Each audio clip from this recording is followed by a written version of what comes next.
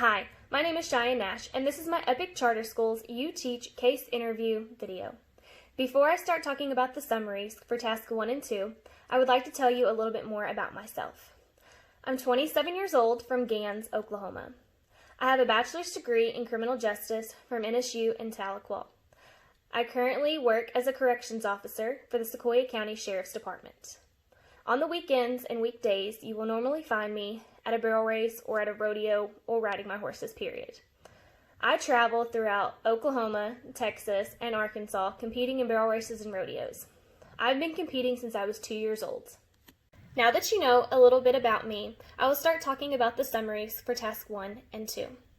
Task 1 was to go online and take the grit survey. Taking the grit scale test was a good way to help me figure out how I see myself. The grit scale is a test that has statements that may or may not apply to who you are and how you compare to other American adults in this study. The score reflects how passionate and persevering you see yourself to be. One question asked if setbacks discourage me, and if I don't give up. And of course, setbacks are always going to affect you in some way, but I don't give up. If something discourages me or sets me back, I will work harder to get through it, because that's how I was raised. I do admit that I get worked up about a few things, but that's part of life, and how you react to the process is what matters the most. I figured out that I can work through a lot of things that some people may or may not be able to. Another question asked if my interests changed from year to year, and I honestly had to think about this one for a little bit, because in a way, they all do, because I'm always wanting to learn and try new things. I find new things that interest me, then I explore them. So in a way, my interests are always changing because I'm always wanting to experience more. Once I finished this test, I got my results, and I scored a 4.40 out of 5. And it said I scored higher than about 90% of the American adults that participated in this study, which made me feel great about myself and my goals. I think this test is good for people to take once in a while to see how they've changed or not. Task 2 was to look at executive summaries. The first summary was about data-driven instruction. The term data-driven instruction refers to teachers using the results from various student assessments to plan instructions that best fit the students. Research has shown the process to be an effective way to improve student achievement. Our sole purpose as teachers is to ensure that every student learns and grows without obstacles and struggles.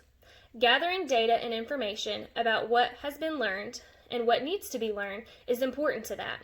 Without the data, students in schools would only be learning what has to be learned based on their age rather than on what they can comprehend.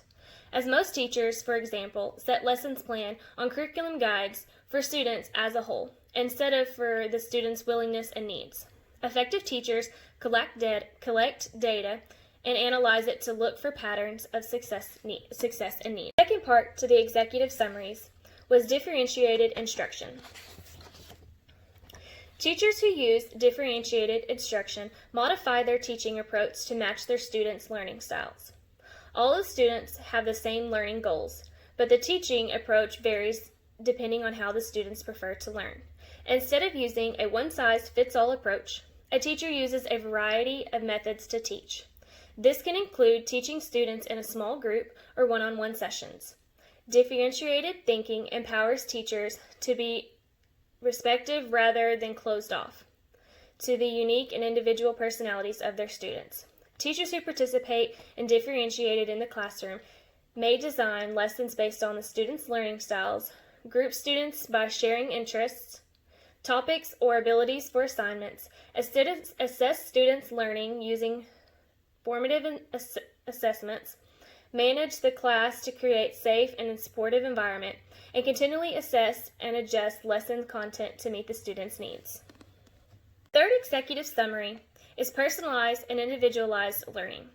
A big topic in education today is the ability to make learning personalized and individualized for each student in the classroom. Talk of diversity and meeting the needs of every student are common today. However, personalized and individualized learning is not new to the world of education. It has been around for years in different ways. Teachers have been working for years trying to figure out how to teach students who are the same age but are at different learning levels the same material. It is hard for students to take in the same material as a whole because not every student learns the same way. By incorporating both of these learning styles, teachers can work together with the student to make sure that they succeed in school. I would like to thank you for the opportunity to apply for the UTeach program with Epic Charter Schools. Thank you.